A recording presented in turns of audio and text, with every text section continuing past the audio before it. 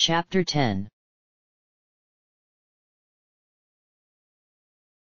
The unfamiliar clanking of armor echoed throughout Robin Astor's royal halls, a resounding anathema to the quiet desert culture they had witnessed since their construction.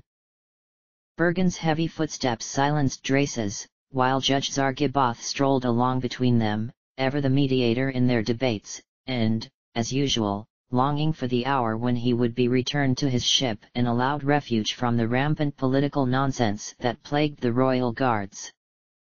Drace could debate with the best of them, but he always dreaded her spats with Bergen, mainly because of how clear the two made their contempt for each other. She had approved of Farinas and Zecht, if only in the slightest, and undoubtedly blamed Vane for their deaths, which did little for the prince, given that she had hated him since long before. So too did she dislike Bergen for his haughty ascension and arrogance in the conduction of his less than admirable duties. She didn't particularly like Zargiboth, either, but he at least knew when to keep his mouth shut, and therefore earned a few points in her favor.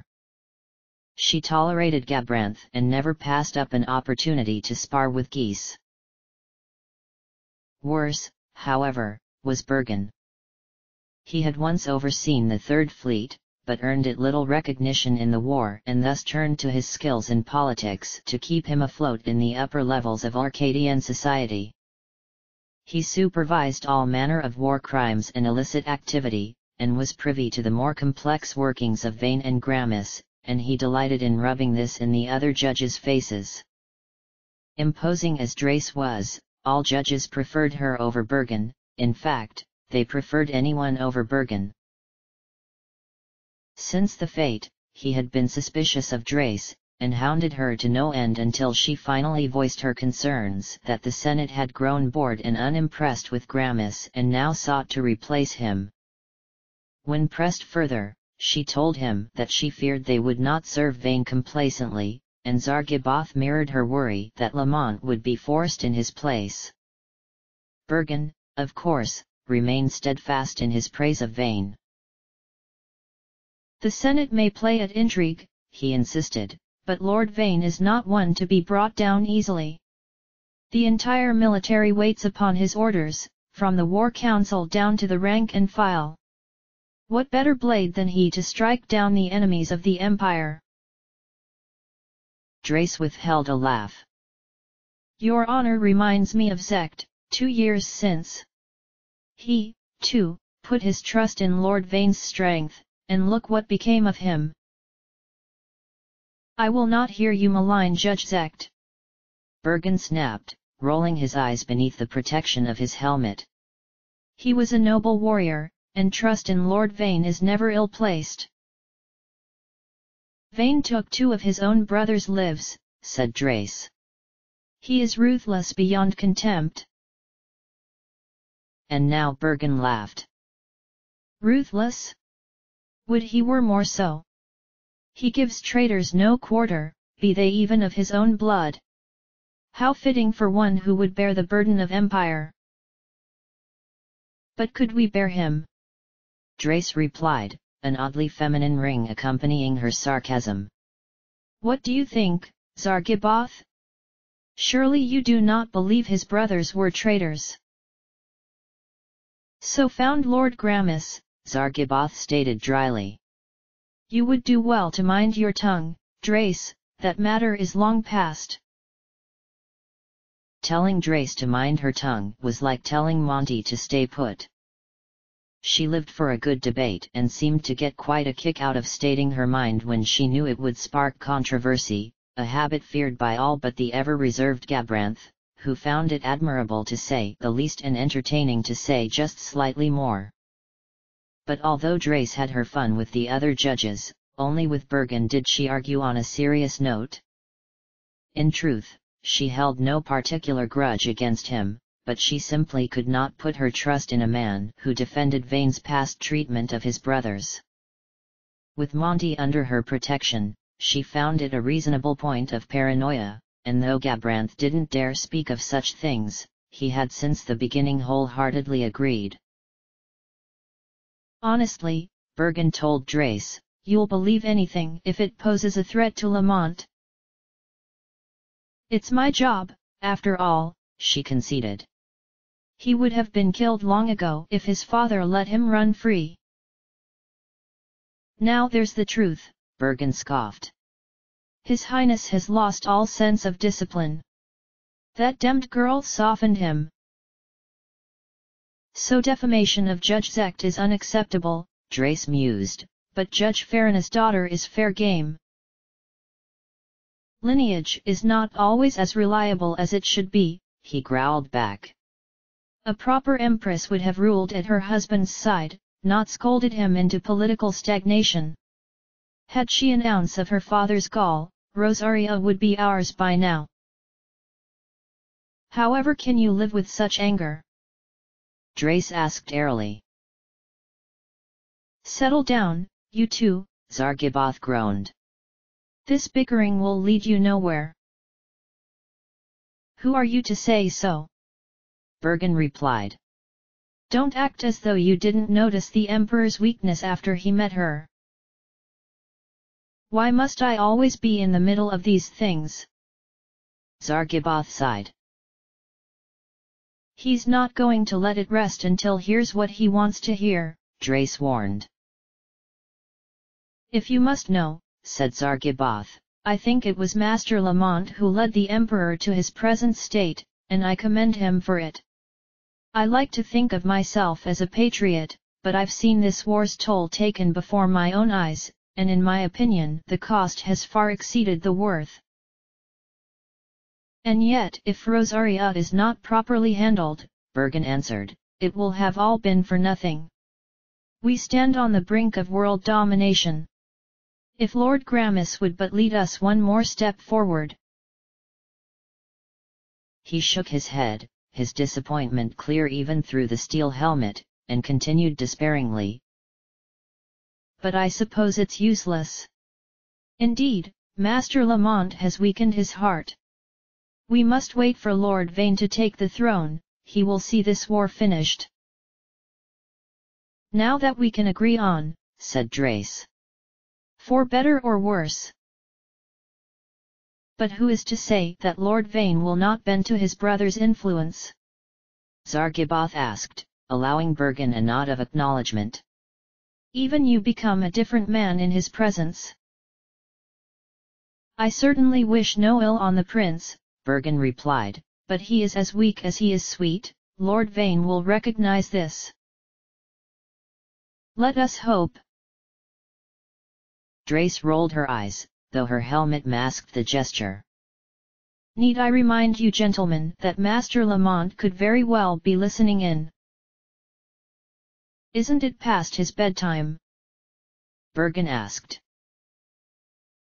He's staying up with Lord Vane until Gabranth returns, not that a little thing like bedtime has ever stopped him before.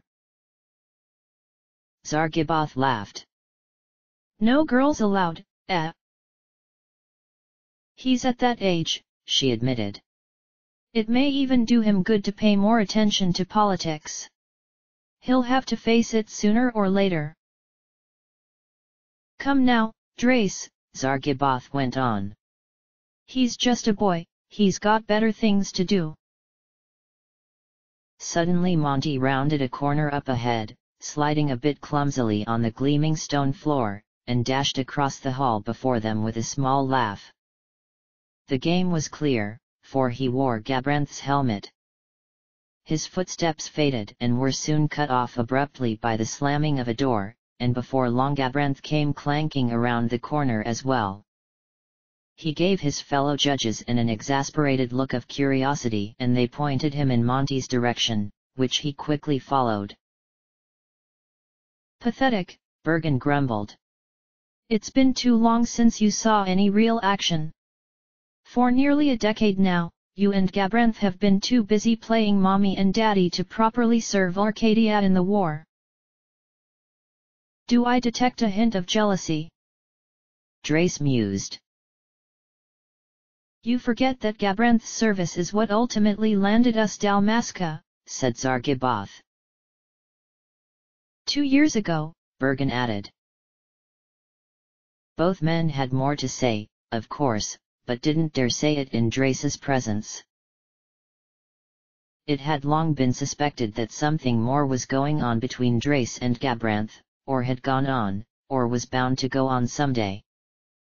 There was no proof, of course, and neither seemed the type to mix work and play, and probably the most compelling evidence against it was that the two would be hard-pressed to ever find a moment alone together. They traded shifts regularly, and only seemed to keep each other's company when in Monty's presence. Furthermore, Drace was 10 years Gabranth's senior, not to mention she hailed of aristocracy while he was just the mud of farmers from a kingdom now extinct. At times, the other judges would admit that they were likely thinking too hard into the matter, that they were bored, and, like giddy schoolgirls, needed something to gossip about.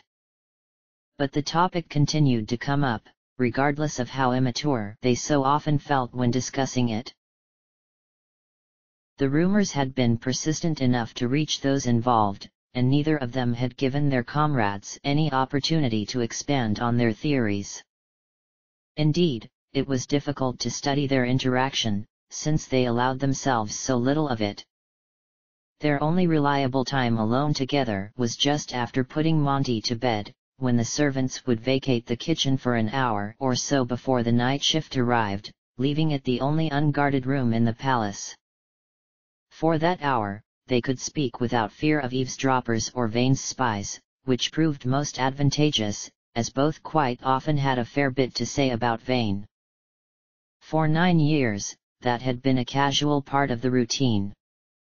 They'd take off their helmets. They'd talk without restraint.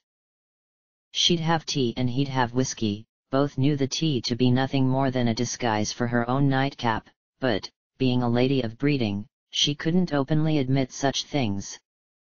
At the end of the hour, they'd hunt down Monty, who never failed to escape the confines of his room and wreak some form of havoc on the palace by then. Gabranth had found it best to let him wear himself out before bed and deem sleep his own idea, and though Drace had at first declared this a terrible method of parenting, once she realized how well it worked, she ceased her judgments and went along with it. Though she hated to admit it, Gabranth had an unmistakable talent for dealing with unruly children, a skill, she feared, he had learned from his years of keeping Bosch in line. "He's useless now," Bergen went on. "We don't need some dog from Landis to help our hunt, the prey is already ours." Drace nodded slightly and repeated Gabranth's words to her so long ago. "It's a shame they do not know when they are conquered." "Can't say I ever expected as much from you," said Zargiboth. "Why not say so to the Emperor?" Bergen pushed. "A word from you, and he'll be back on the front lines. And I'll be left to wrangle Monty up on my own every day," she replied. "Do you really think me that stupid? Besides, he's not useless in his element. I'm confident he could never be replaced." "And when Monty's older?" Bergen asked. "What then? He won't always need babysitters." "That depends on what's to become of him," she said coldly. Bergen laughed, shaking his head with pity. "What does it matter? He'll be either a plaything of the Senate or a son-in-law of Emperor Margrace." "Don't be absurd," she scoffed. "He'd settle for no princess, he's already got his heart set on a peasant. And those mud-witted senators don't stand a chance. The fools think a child emperor's string's easy to pull from the shadows, but they will find that Master Lamont is no puppet." "So you would flatter him?" Bergen sneered. "The boy takes after his mother, he hasn't a violent bone in his body." "You've never fenced with him," Zargiboth muttered. "What do you think he would do?" Drace asked. "Certainly not as he's told, I hope." "He's an escape artist," said Bergen. "He'd bow to any demand they should make of him, so long as they promise him it will end in peace. Nonsense, she replied. He would refute their petty demands and acquire peace by his own means. Either way, Bergen insisted, he will cow at the prospect of bringing about this war's end. And either way, Zargiboth added, he will not get it. Oh, really? Said Drace. Zargiboth nodded. I believe the Senate would at first be most pleased to be handed a docile lamb for their own shepherding, but when they realize the truth, they will bare their teeth and devour him. Drace and Bergen both seemed to lose their fervor for the argument upon hearing this, but Zargiboth continued steadily, his eyes trained forward beneath his helmet. Master Lamont is indeed an escape artist, he will go over their heads without hesitation. He will be a true dictator.